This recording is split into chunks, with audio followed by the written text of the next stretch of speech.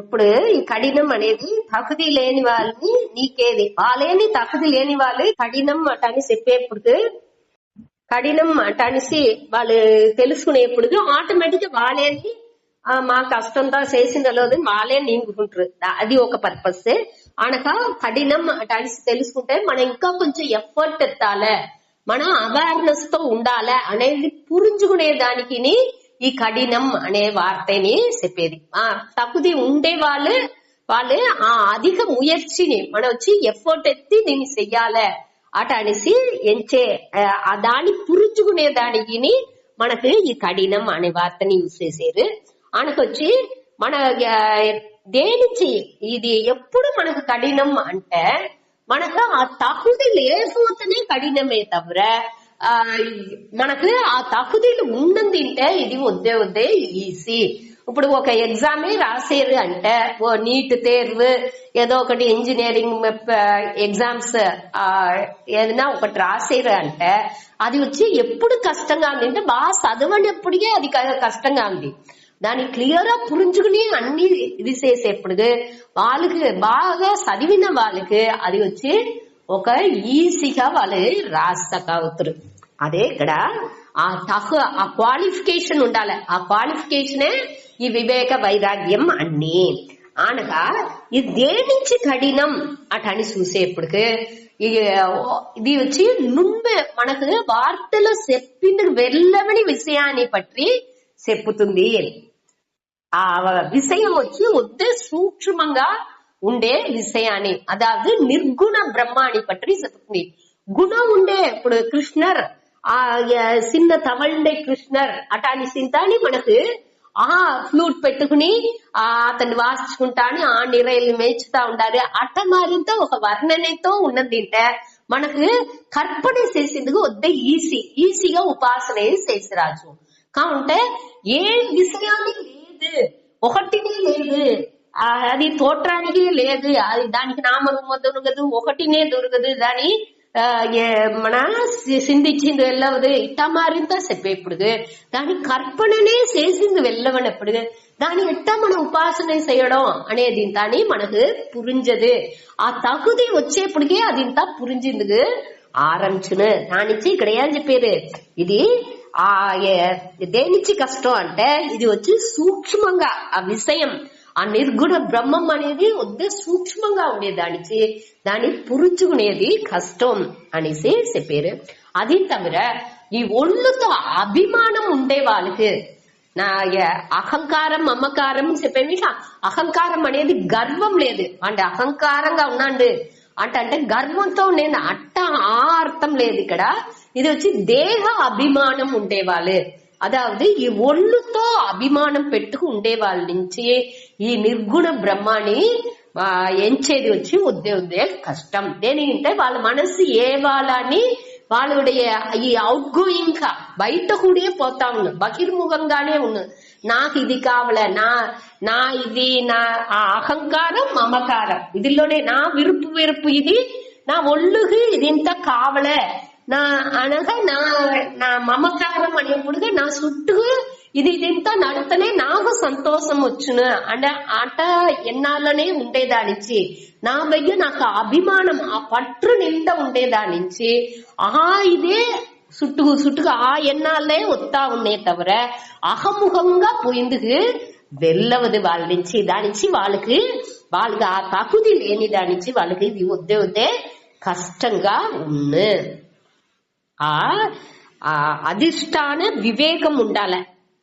అనక ఆ అధిష్టానం అంటే అన్నిలోని ఏది వచ్చి సచ్చిత ఆనందంగా ఉందో ఆ బ్రహ్మాండుடைய వివేకం ఉండాలి.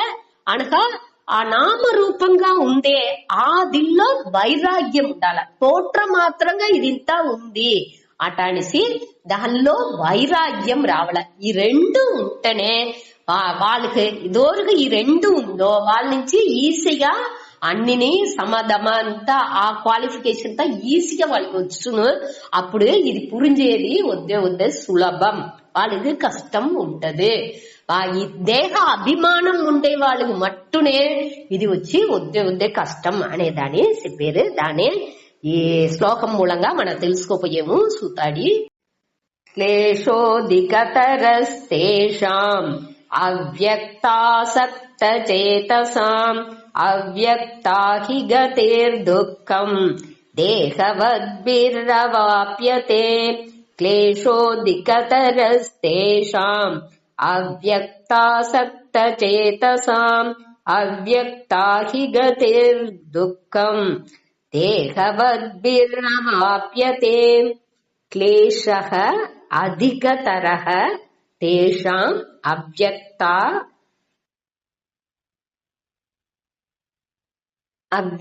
अव्यक्ता आसक्त चेतसाम् अव्यक्ता हि गतिः दुःखम् देहवद्भिः अवाप्यते క్లేశః క్లేశః అంటే రెండు అర్థం ఉంది. శ్రమం అంటే ఒక అర్థం, ఆయాసం అనే అర్థం, అనక ముయర్చి అనే అర్థం కూడా ఉంది. మనకు నిండు తடைகள் వచ్చును. అదావదు ఈ అధిక తరహ అంటే మన నిన్న చూసాను. ఇక తమగ అంటే అది వచ్చి సూపర్లేటివ్ డిగ్రీ అటని చూసాము. తరహ అంటే కంపారిటివ్ డిగ్రీ, ఒకటిని కంపేర్ చేసేప్పుడు. అదావదు ఈ కర్మయోగాలో మనకు వచ్చి దాన్ని కంపేర్ చేసేప్పుడు ఈ కర్మయోగాని ఈ సగుణ భక్తి ఈ కర్మయోగాని విడ ఈ ఉపాసనే వచ్చి ఇంకా సిరగది కఠినం కష్టం. దేనికి అంటే ఈ కర్మయోగాలో మన బహిర్ముఖంగానే మన ఎన్నాల్ని మన వచ్చి బలాన్ని మట్టు ఉడితేసాను, செயల్లో ఉండే బలాన్ని మన ఈశ్వర ప్రసాదంగా ఎత్తుకోవచ్చు. కాబట్టి మన ఈ దేహ అభిమానాన్ని దానిలో ఉండాల్సిన అవశ్యం లేదు కర్మయోగాలో. కావంటే ఈ ఉపాసన రంగా సగుణ భక్తి అటానిసి వచ్చేప్పుడు ఏమి దేవుణ్ణి మన ప్రధానంగా పడితేమో అంతర్ముఖంగా మన యోచించాల్సింది వచ్చింది. మనసు వచ్చి ఏకపట్ట ఎన్నాల్ని ఏవాళ ఎంచుతా ఉండేదానిచ్చి కొంచెం ఒక 5 నిమిషం ఈ నామాన్ని నేను కంటిన్యూస్ గా చెప్పుతున్నా అటానిసి నామజపం చెప్పిందుకుంటే ఆ 5 నిమిషంతో 5000 ఎన్నాలు వచ్చే కావుతుంది. అదే మనతో ఉండే మన మనసుతోని బ్యూటీ. దీన్ని మనం మార్చాలి, కొంచెం కానీ దాన్ని మార్చాలి. అదే మనடைய పழக்க. அதாவது ஒருமுகப்படேదానికి మొదట బయట విషయాలను ఉడిసి రోగ కూడిపోయింది. అది కష్టనే లేదని చెప్పలా. కావంటే ఈ వైరాగ్యం వివేక వైరాగ్యం ఉంటే అది కొంచెంగా మన నుంచి చేసిందిగా వెళ్ళవును. అసరము ఉండనే చేసిన దానే ఇక్కడ చెప్పేది. క్లేశక అధిక తరహ ఈ రెండుని కర్మయోగాన్ని ఉపాసనేని కంపేర్ చేసేప్పుడుగా కర్మయోగాన్ని విడ ఉపాసన యోగం కష్టనే. కావంటే ఇది అట్ట కష్టంగా దానికి తరహ అని చేసేది. దీనికి అది దానిలో శ్రమాలు జాస్తియే. తేసాం అవ్యక్త ఆసక్త చేతసాం దానినని అవ్యక్తం అంటే తోట్రాని రాని ఆ బ్రహ్మాని పற்றி ఎంచేది. దానిలో నాటం ఉండే మనస్సు ఉండే వాళ్ళకి, అదావదు మన ఇప్పుడు బ్రహ్మ విషయాన్ని చదువుతా ఉంటాము. ఇత మారి నిర్గుణ బ్రహ్మాన్ని పற்றி ఎంచేప్పుడు కర్మయోగాలోండి ఉపాసన వచ్చేదేది వద్దే కష్టం. అనక ఉపాసనలో ఈ నిర్గుణ భక్తికి వచ్చేది ఇంకా వద్దే కష్టం అనేదానే చెప్పారు. దోరు ఎటువంటి వాళ్ళే తేసాం அவர்களுக்கு దోరు అవ్యక్త ఆసక్త చేతసాం. అవ్యక్తం అంటే తోట్రానికి రాకుండా ఉండే దల్లో ఆ నిర్గుణ ఈశ్వరన్ ఆ బ్రహ్మ దగ్గ ఆసక్త దల్లో మనసుని పెట్టి ఆ నిధిధ్యాసనం చేసే వాళ్ళకి, ఆ శ్రవణ మనన నిధిధ్యాసనం చేసే ఆ మనిషిలాగే చేతసా అంటే మనస్సులో ఆ మనస్సు పెట్టుకుండే వాళ్ళకి శ్రవణ మనన నిధిధ్యాసననే నా ఉடைய మనసుకు చేయాల్సిన పயிற்சி అటానిసి దాని సాధనగా ఎంచుకు చేసే వాళ్ళకి ఇది క్లేశక అధిక తరగా వాళ్ళకి శ్రమాలు ఉద్దే జాస్తి. దేనించి అంటే అవ్యక్తాహి గతిహి. అవ్యక్తాహి గతిహి. ఇక్కడ గతి అంటే ఏమర్థం అంటే స్థితి అని అర్థం. అదాவது నిర్గుణ బ్రహ్మలో నిలచి ఉండేది, దానిలో నిలైపట్టు స్థితిగా స్థిరంగా ఉండేది అనేది అవ్యక్త అంటే నిర్గుణం. నిర్గుణ వస్తువులో ఆ బ్రహ్మలో నిలైపట్టు ఉండేది అనేది ఆ విషయం అనేది హి అంటే ఉన్మయిల్ అని అర్థం. ఆ అవ్యక్త హి గతిర్ దుఃఖం అనేప్పుడు ఈ నిర్గుణ బ్రహ్మలో ఆ గతి అంటే నిలైపట్టు ఉండేది అనేది ఉన్మయిల్. హి అనేది ఉన్మయిల్ దుఃఖం, అది కష్టనే, అది తుంబో ఇయ్యనే చేసిన దేనికి అంటే దేహవత్ బిహి. దేహవత్ బిహి అంటే ఈ ఒళ్ళుని పెట్టుకుండే, అదాவது నా ఈ ఒళ్ళుతో అభిమానం పెట్టుకుని ఉండేవాడుగా ఉంటే అట్టా వాళ్ళకి ఈ నిర్గుణ బ్రహ్మాని ఉపాసన చేసేది అనేది వద్దే కష్టం. వాళ్ళకి కష్టతోనే దీన్ని అడంజిందుకు వెళ్ళవును. కష్టం లేకుండా వాళ్ళ నుంచి అడంజిందుకు వెళ్ళదు. అడంజచ్చు కావంటే వాళ్ళు కొంచెం కష్టపడాల్సింది దేనికంటే ఈ అభిమానాన్ని ఉడిసేది అనేది అంత ఈజీ లేదు. ఇప్పుడు మనంతా చేసేమేగా ఈ దీని ఉడిసి అభిమానాన్ని ఉడిసేది కష్టంగా ఉంది. అభిమానం పెట్టుకుందాము అని తెలుస్తుంది కాబట్టి పళక దోషాలో మనసు దానికే పోతా ఉంది అనేది పురించుతుంది. ఏ తావలో తప్పు చేసేము అనేది అని మనం పుట్టాని కొంచెం కొంచెంగా పురించుకుందుగా ఆరంభించేము. అట్లానే ఇప్పుడు రెండులోని మనసు ఏం చేసింది లేకుండా తెలియకుండా తవ్వించుకుంటా ఉంది. ఆ నిలైలో ఉన్నప్పుడు వాళ్ళకి వచ్చి ఇది కష్టంగానే ఉన్ను అనేదాన్ని చెప్పారు. ఈ సామిదిలో ఒకటి ఏం చెప్పినారంటే ఈ గీత ప్రవచనం చేసేప్పుడు గురుపరాణంలో స్వామి చెప్పినారు. దూరం ఒక స్వామి చెప్పినారంట ఈ దీనిలో వచ్చి కంటిన్యూస్ గా నిలైపెట్టు ఉండేది అనేది వద్దే కష్టం. ఈ గీత ప్రవచనం చేసేప్పటికి మొదట ఉండిన వాళ్ళు దూరం ఒక 10 గూరుతో ఆరంభించేము కాబట్టి ముడిచేప్పుడు వేరే 10 గూరుతో ముడిచేము. కంటిన్యూస్ ఆ ఫుల్ గీతని వినే వాళ్ళు ఒక్క మనిషి అది దూరుంటే నేనే అట అని చెప్పినారట. నేనే దాన్ని వినే అదాదు చెప్పేప్పుడు నేనే వినుంటున్నాను నేను చెప్పేదాన్ని అట అనేప్పుడు కానీ మొదటి అధ్యాయంలోని కడేసి అధ్యాయం దాకా విన్నది నేమట్టునే ఒక్కరినేని కంటిన్యూస్ గా వినలేదు అనేదాన్ని. అదాదు ఏం అర్థం అంటే దీనిలో వచ్చి ఆ వినేదే శ్రమం, ఆ శ్రవణం అనేదేని వద్దే కష్టం. దీనికి ముఖ్యత్వం అనేది ఈ దోరు ఇచ్చారో వాళ్ళ నుంచే దీని వచ్చి వినిందుకు వెళ్ళవునే తవ్వర కొదవ గురి నుంచి దీని ముழுமைగా వినిందుకు వెళ్ళవదు అనేదే ఇక్కడ మన తెలుసుకునేది. ఆ దేహ అభిమానం ఉన్నప్పుడు దానిలో ఉండే ముఖ్యత్వనే ఆ విషయాలే ముఖ్యంగా తెలుసునే తవర మన కడమలు చెయ్యాల లేదని చెప్పింది రాలా.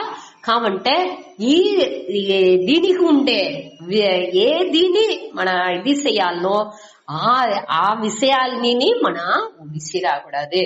దానికి ఒక టైం ఇచ్చి మన ఏం తెలుసుకోవాలనో దాన్ని ఖండిపుగా తెలుసుకోలే అనేది ఇక్కడ చెప్పేది.